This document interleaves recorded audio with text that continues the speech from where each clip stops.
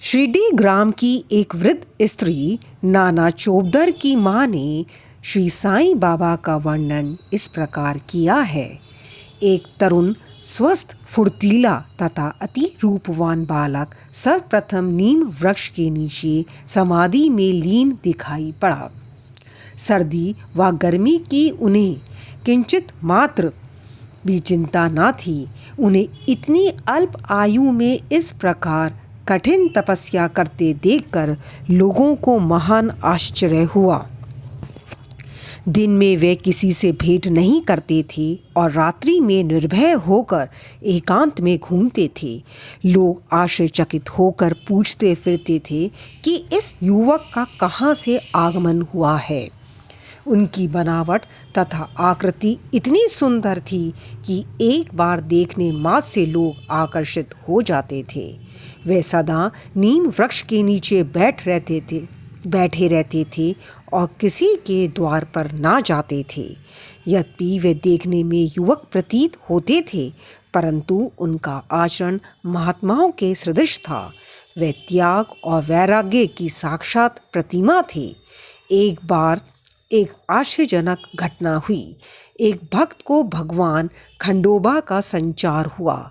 लोगों ने शंका निवारण उनसे प्रश्न किया कि हे देव, कृपा बतलाइए कि ये किस भाग्यशाली पिता की संतान है और इनका कहाँ से आगमन हुआ है।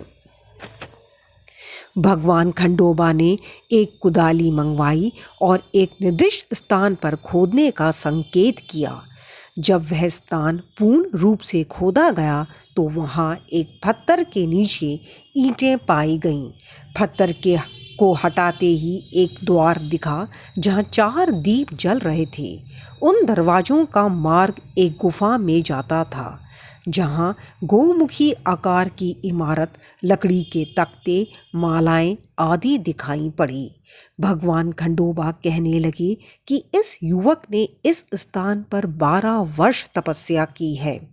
तब लोग युवक से प्रश्न करने लगे, परंतु उसने यह कहकर बात टाल दी कि यह मेरे श्री गुरुदेव की पवित्र भूमि है, अतएव मेरा पूज्य स्थान है। तब लोगों ने उस दरवाजे को पूर्ववत बंद कर दिया। जिस प्रकार अश्वत्थ तथा औदुंबर वृक्ष पवित्र माने जाते हैं, उसी प्रकार बाबा ने भी इस नीम वृक्ष को उतना ही पवित्र माना और प्रेम किया। मालसापति तथा शिरडी के अन्य भक्त इस स्थान को बाबा के गुरु का समाधि स्थान मानकर सदैव नमन किया करते थे। Om Sai Ram. Please like, subscribe and share.